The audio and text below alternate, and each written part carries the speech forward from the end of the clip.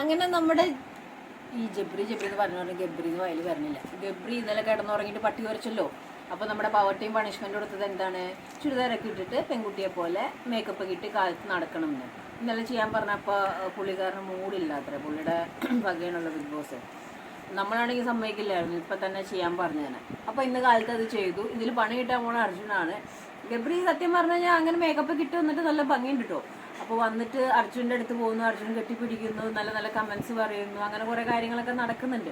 അർജുനെ നീയും തയ്ച്ചു വെച്ചോ, ഇത് എപ്പോഴെങ്കിലും ഫൈറ്റ് ഉണ്ടാവുമ്പോൾ ജിൻഡോൻ്റെ എതിരെ വച്ചിരിക്കുന്ന ഒരു ഹറാസ്മെൻറ്റ് നേരെ നിൻ്റെ അടുത്തേക്ക് വരാൻ ചാൻസ് ഉണ്ട്. അർജുൻ സെക്ഷലി ടച്ച് ചെയ്തു, സെക്ഷൽ ഹറാസ്മെൻറ്റ് ചെയ്തു എന്നൊക്കെ പറഞ്ഞിട്ട് ഗബ്രി അപ്പോൾ സംസാരിക്കാൻ ചാൻസ് ഉണ്ട്. ഗബ്രിക്ക് ഈ സെക്ഷൽ ഹറാസ്മെൻറ്റ് ആണാണെങ്കിൽ പറയടാന്നുള്ള വർത്തമാനം മാത്രമേ അറിഞ്ഞുള്ളൂ.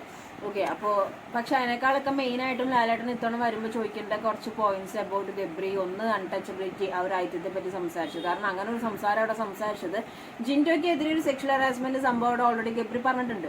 അപ്പോൾ അത് ഒന്നും കൂടി ഉറപ്പിക്കാൻ വേണ്ടിയിട്ടാണ് ഇന്നലെ ഞാൻ അവനെ തൊടില്ല, എനിക്ക് അറപ്പാണ്, എനിക്ക് വേസ്റ്റ് ആണെന്നുള്ള രീതിയിൽ സംസാരം വന്നത്. അത് ലാലേട്ടൻ ചോദിക്കണം. കാരണം ഒരു വ്യക്തി, മെയിൽ ആയിക്കോട്ടെ ഫീമെയിൽ ആയിക്കോട്ടെ, പബ്ലിക് പ്ലാറ്റ്ഫോമിൽ ഇങ്ങനത്തെ ഒരു ഇതിൽ വന്നിട്ട് സെക്ഷൽ ഹറാസ് ചെയ്തു എന്നുള്ളൊരു സംസാരം പറ്റി ചോദിക്കുകയും എപ്പോഴാണ് ഇൻസിഡൻറ്റ് ഉണ്ടായതെന്ന് അന്വേഷിക്കുകയും ആ ഇൻസിഡൻറ്റ് ഉണ്ടായ സമയത്ത് ഉണ്ടായ വീഡിയോ കാണിക്കണമെന്നുമാണ് എൻ്റെ ഒരു നിഗമനം.